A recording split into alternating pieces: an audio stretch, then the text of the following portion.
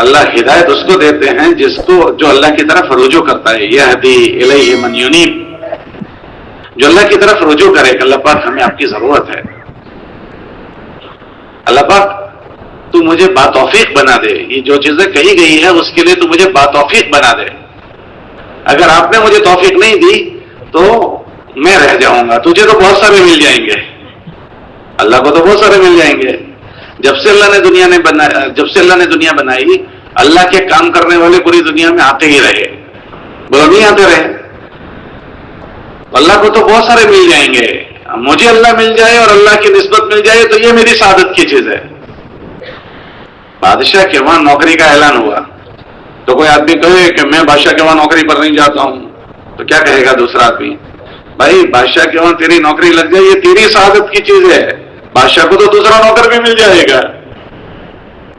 ایسے اللہ کے وہاں ہم لگ جائیں تو یہ ہماری سعادت کی چیز ہے. ورنہ دنیا تو بھری پڑی ہے. حضرت شیخ نے فضائل صدقات میں لکھا کہ جب اللہ کسی کو توفیق دیتے ہیں تو گرجا میں سے لا کر ابدال میں بنا دیتے ہیں.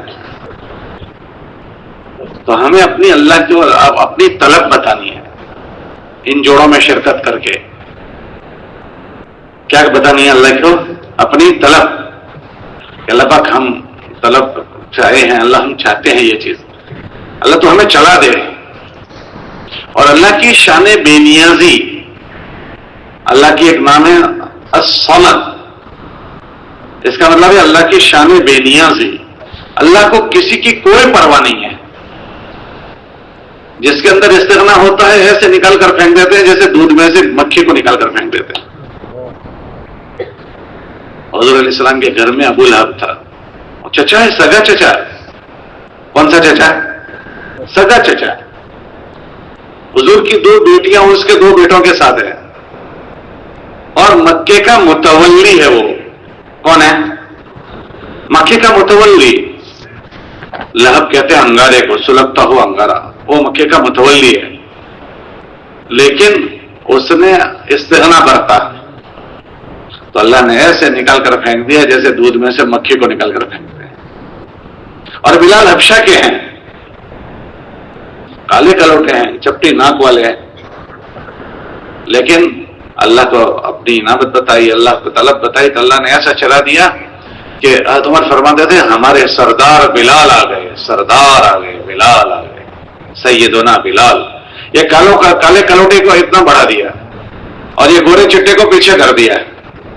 تو اللہ کے وہاں کسی کی حسد نسب نہیں ہے، کسی کی اللہ کے وہاں رشتہ داری نہیں ہے. آدمی کی نیت، آدمی کا عمل اس کو آگے کرتی ہے اور آدمی کے عمل اور نیت پیچھے کر دیتی ہے. من بطأ به عمله لم يسرع به نسبه. جس کے عمل اس کو پیچھے کر دے، اس کے بڑے گھر کا ہونا اس کو آگے نہیں کرے گا کہ بڑے گھر کا ہے، فلاں صاحب کا بیٹا، فلاں صاحب کا بیٹا. جس کا عمل اس کو پیچھے کر دے، اس کا عالی نسب ہونا اس کو آگے نہیں بڑھائے گا. عالی نسب ہے یہ حضور کے چچا، لیکن عمل غلط ہے تو پیچھے کر دیا. تو ان جوڑوں میں باتیں بھی ہم کو سننی ہیں اور جوڑوں میں نیتیں بھی بنانی ہیں، عزائم کرنے ہیں احتیاج کے ساتھ.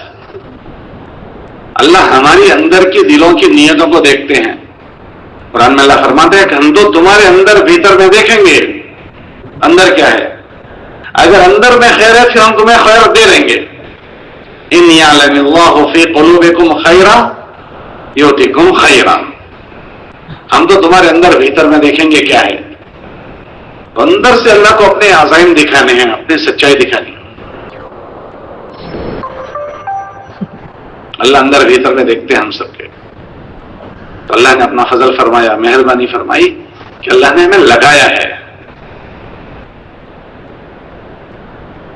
اکثر ہمارا مجمع ہم غور کریں کہ ہم تبلیغ میں لگے ہیں تو جس دن پہلے دن لگے تھے تو ہم لگنا چاہ رہے تھے یا بچنا چاہ رہے تھے.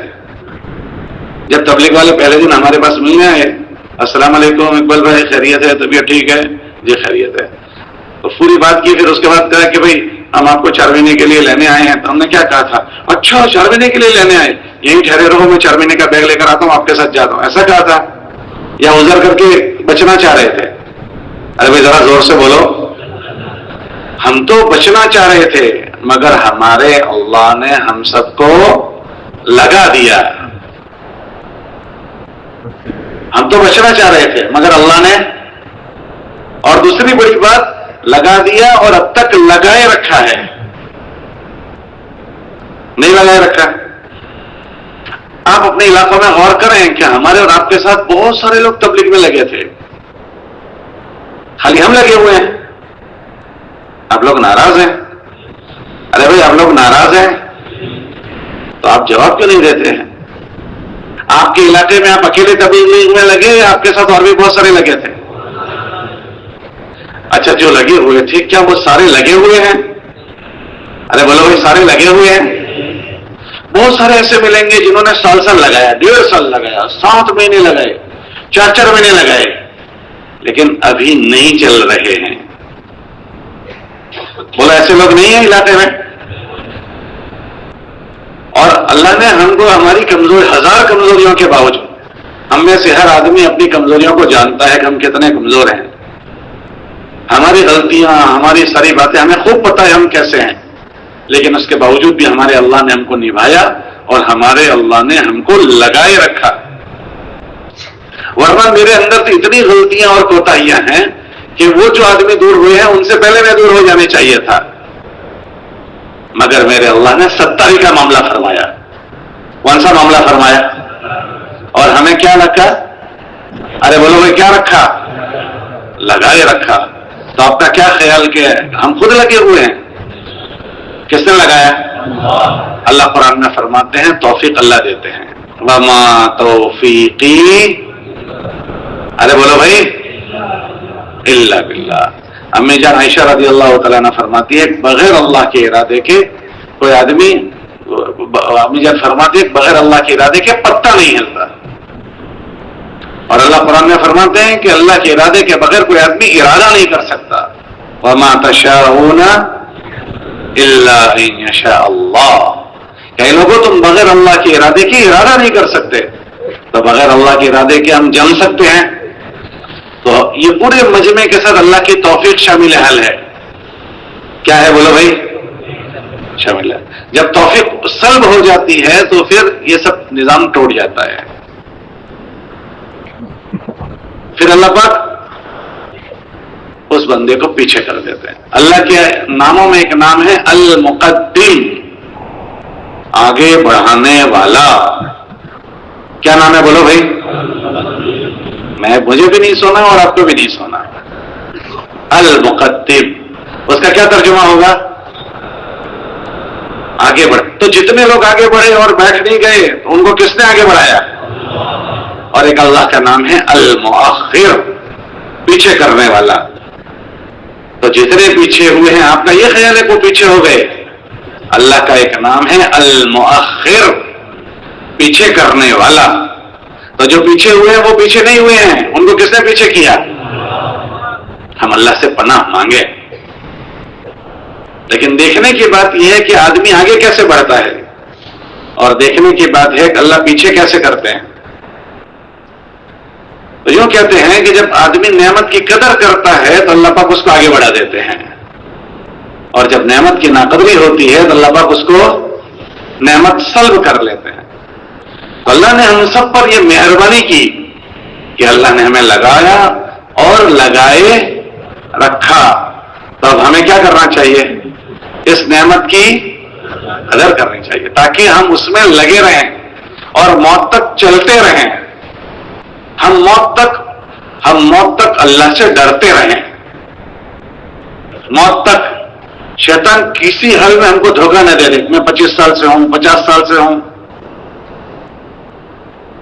مسنون دعاؤں میں ایک دعا ہے, اللہم اجعلنی عندک ولیجا واجعلنی عندک زلفا وحسن مآب. یہ مسنون دعاؤں میں ایک دعا ہے.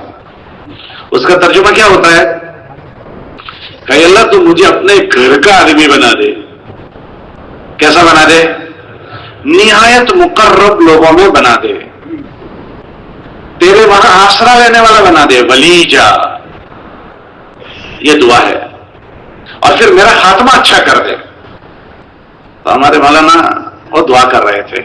تو میں نے مولانا سے پوچھا مولانا اس دعا میں یہ ہے کہ اللہ تو مجھے اپنے گھر کا آدمی بنا دے, نہایت مقرب, تیرے وہاں آسرا پناہ لینے والا تیرے گھر کا بھیدی بنا دے. تو جو گھر کا بھیدی ہو اور گھر کا آسرا رہنے والا ہو. پھر تیسرا جملہ اس دعا میں یہ آیا کہ اللہ تو میرا خاتمہ اچھا کر دے. تو یہ کیوں آیا؟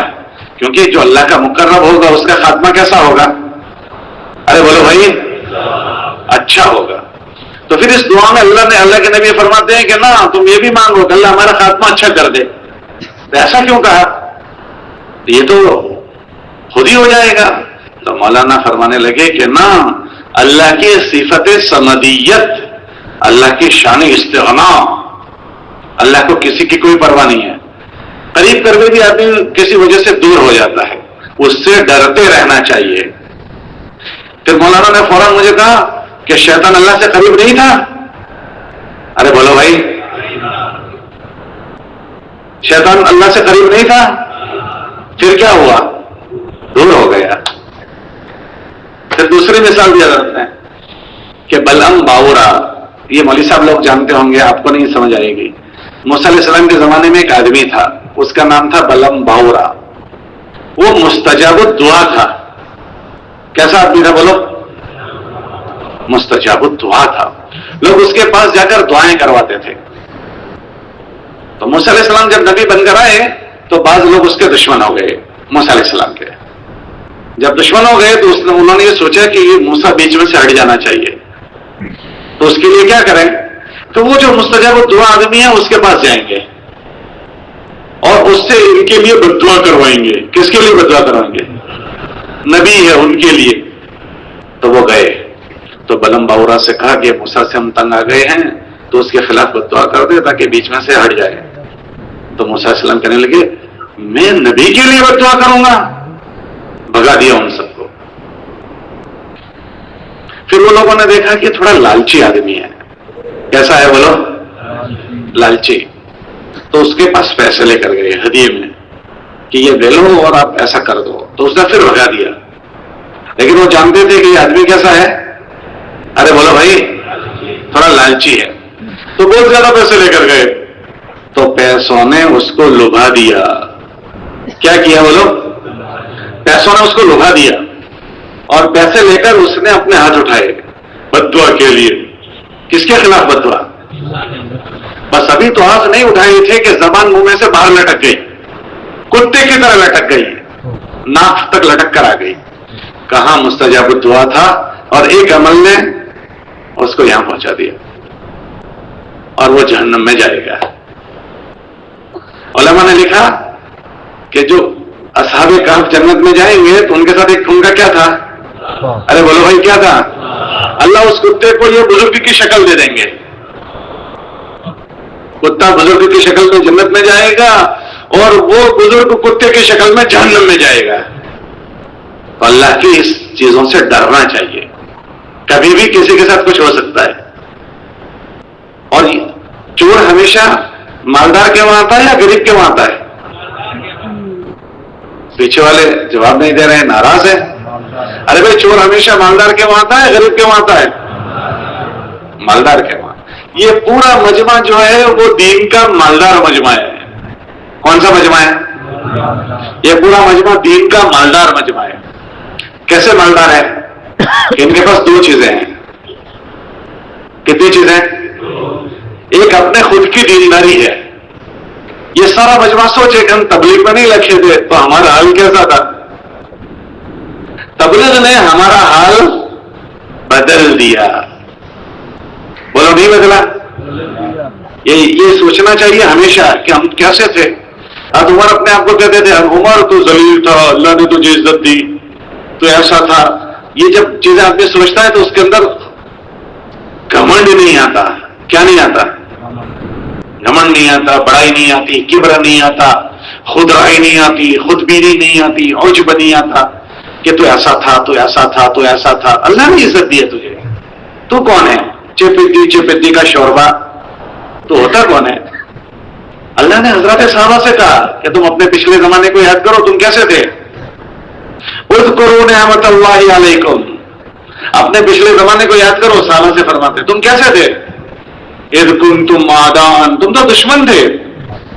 پھر اللہ فرماتے ہم نے تمہارے دل جوڑ دیے. فألف بین قلوبکم، اور ہم نے تمہیں بھائی بنا دیا. فاصبحتم بنعمتہ اخوانا. اپنے پچھلے زمانے کو اللہ یاد کروا رہے ہیں. کس کو؟ حضرات صحابہ سے. علماء کہتے ہیں ہمیں بھی اپنا پچھلا زمانہ یاد کرنا چاہیے کہ تو ایسا تھا، تیری راتیں ایسی تھی، تیرے دن ایسے تھے، تیری تنہائی ایسی تھی، تیری خلوت جلوت ایسی تھی. اللہ نے ان ساری گندگیوں کے باوجود تجھے اٹھا کر یہاں لا کر بٹھا دیا. تو پھر آدمی بڑائی نہیں کرے گا اپنے ایک تو پچھلا زمانہ. تو اللہ نے دیندار بنا دیا، اس کے سامنے رونے والا بنا دیا، سر ٹیکنے والا بنا دیا. اللہ نے ہماری زندگیوں کو سنبھالا دے دیا. تو ایک تو اس پورے مجمع کو اللہ نے اپنی ذاتی زندگیوں کی دینداری دی ہے کسی نہ کسی درجے کی. دوسرا، اللہ نے اس پورے مجمع کو بہت ساروں کو خیر پر آنے کا ذریعہ بنایا. کیا بنایا؟ کہ اس مجمع کے ذریعے سے ہزاروں لوگ خیر پر آئے ہیں. آپ لوگ 2.5 گھنٹے ملاقاتوں میں جاتے ہو، اس کے ذریعے سے لوگ مسجد میں آتے ہیں. 3 دن میں لوگوں کو لے کر جاتے ہو، وہ اپنے عزائم نیتیں بدلتے ہیں. چلے 4 مہینے میں جاتے ہیں، 4 مہینے 7واں میں جاتے ہیں. تو آپ حضرات اپنی ذات کے علاوہ اور بہت ساروں کے لیے بھی خیر کا ذریعہ بنے ہو. یہ تو بہت بڑی کمائی ہے.